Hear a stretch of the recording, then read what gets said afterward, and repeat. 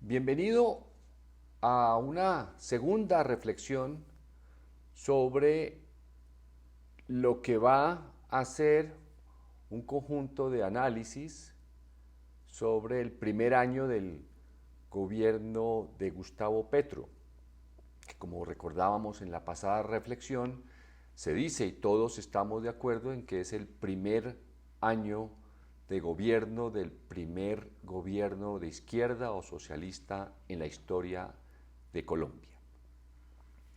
Terminé la anterior reflexión con un tema supremamente grueso, pesado en la historia de Colombia, que es el narcotráfico. Por lo tanto, ese solo tema amerita una reflexión adicional, porque estamos hablando del país que recibe este gobierno primero, insisto, socialista o de izquierda. Y merece una reflexión especial el narcotráfico con algunos datos que considero muy importantes. Piense usted que hace 50 años, en 1973, el presidente Nixon de Estados Unidos le declaró la guerra a las drogas, al narcotráfico. Puede usted verse la película El Padrino, la número 1, y ahí encontrará usted una referencia histórica muy interesante, además de una gran película. 1973, hace 50 años, se crea la DEA, que es ese organismo para perseguir el narcotráfico. En el año 2011, es decir, hace un poco más de 10 años,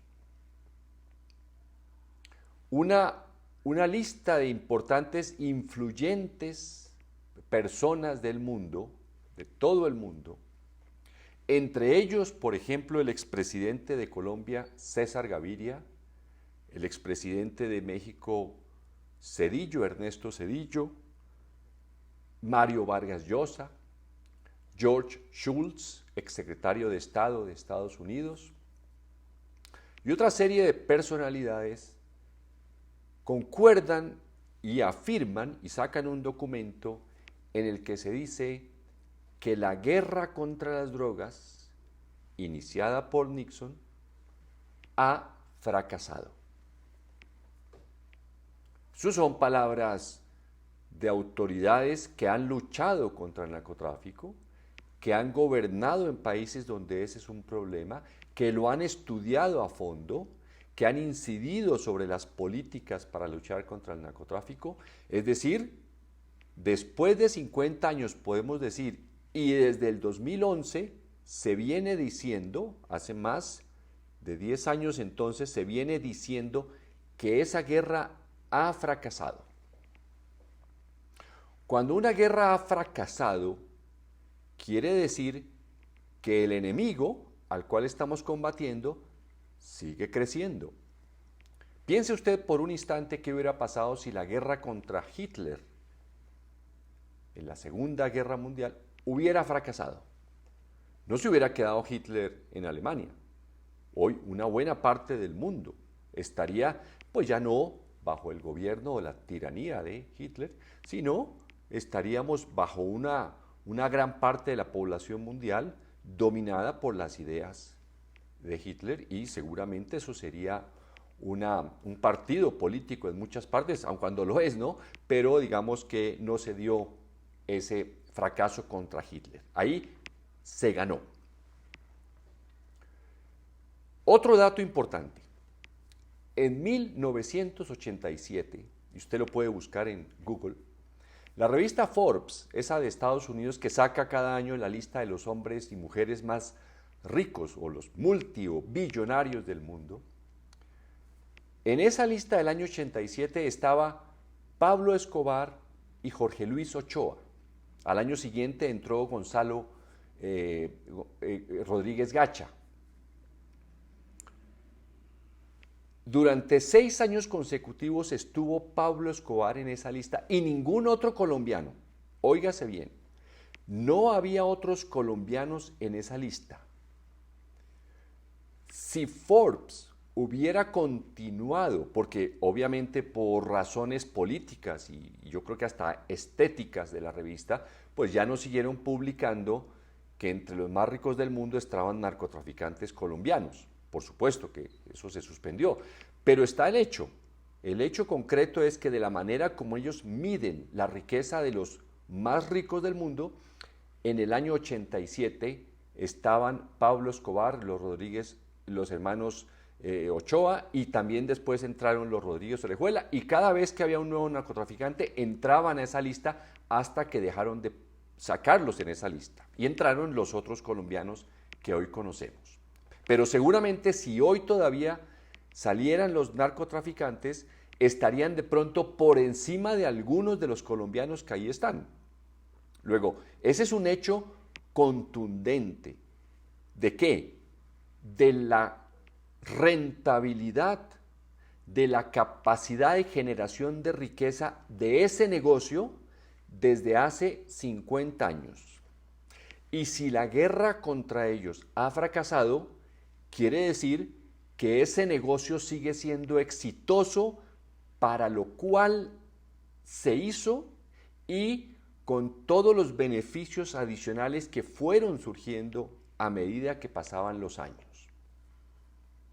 Muchas veces se decía que el narcotráfico producía, incluso en un año hubo que, en el año 95 se decía que produjo más ganancias que la empresa petrolera Shell, que para ese año era la que más utilidades había producido.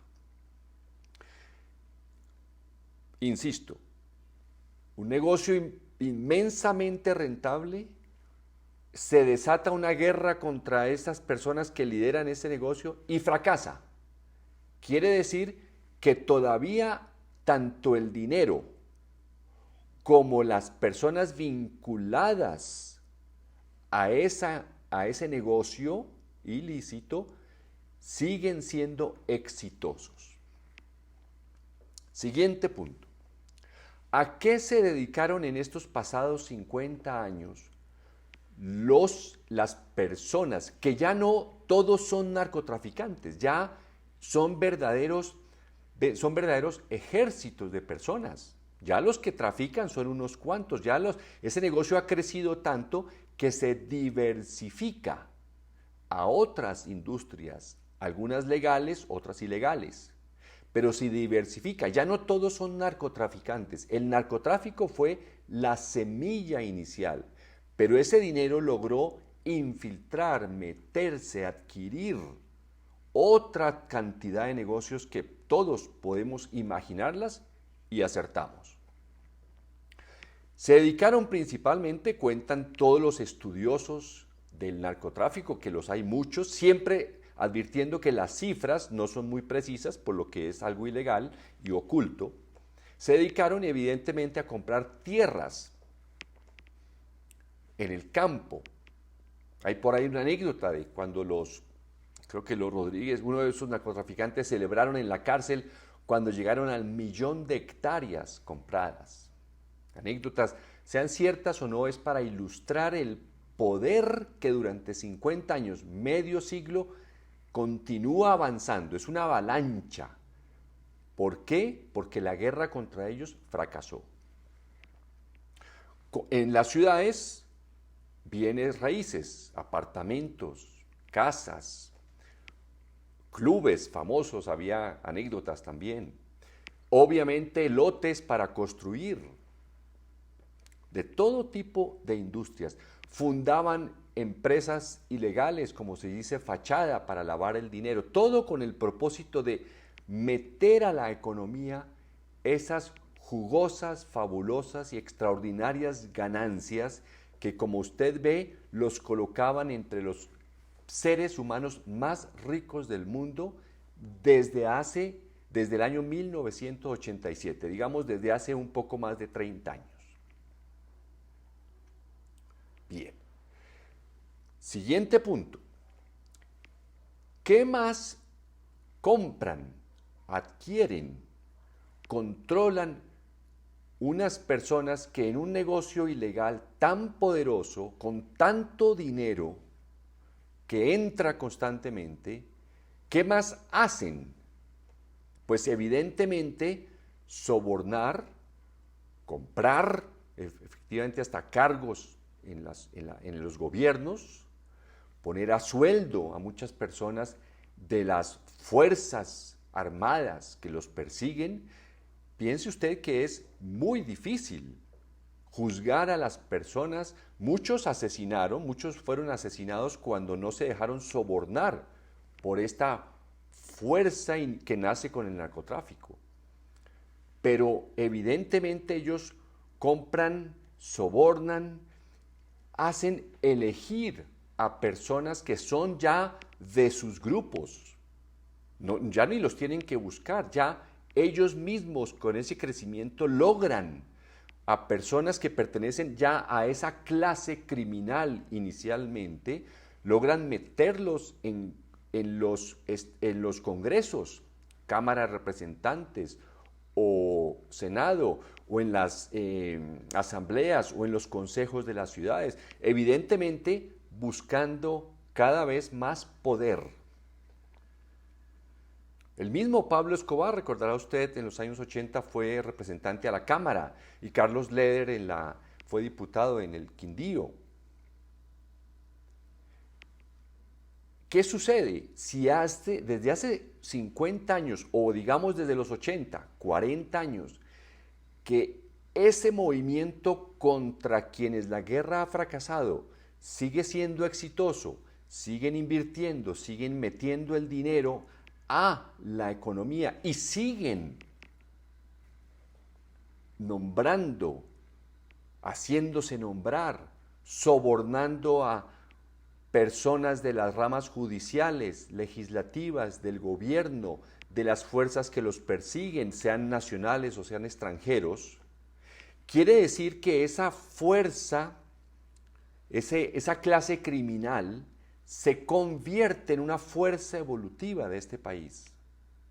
Prácticamente dirige, es una de las más importantes fuerzas. En algún momento, en los años 90, en el Banco de la República se decía, o en un estudio, que los capos del narcotráfico o el narcotráfico poseía la tercera parte de las propiedades de Colombia. Eso no se da hoy bajo ningún aspecto con los negocios legales. Es imposible. La revista The Economist, cuando murió uno de los Rodríguez Orejuela, decía que él solito controlaba el 75 o el 80% de la actividad comercial de Cali. Eso es poder, eso no es solo dinero, es poder, es mando. Luego, ya ellos, incluso a las clases sociales, algunas tradicionales, otras nuevas, otras extranjeras, en fin, de todo tipo, pues algunas inicialmente se dejaban seducir por ellos, otros caían en sus redes, hasta se casaban con algunos de ellos, otros huían, pero se fueron convirtiendo en la fuerza que introducía a la economía la mayor cantidad de recursos.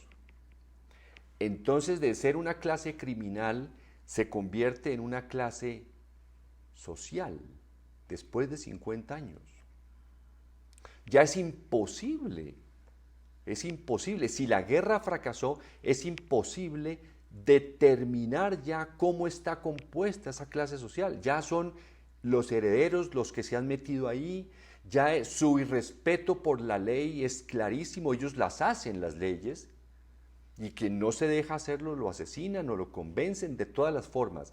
El punto central de esto es que ellos han sido una fuerza evolutiva de Colombia, determinante de la Colombia que recibe el primer gobierno socialista de Colombia hace un año. Continuamos en la próxima para cerrar este tema tan importante y tan definitivo de este país.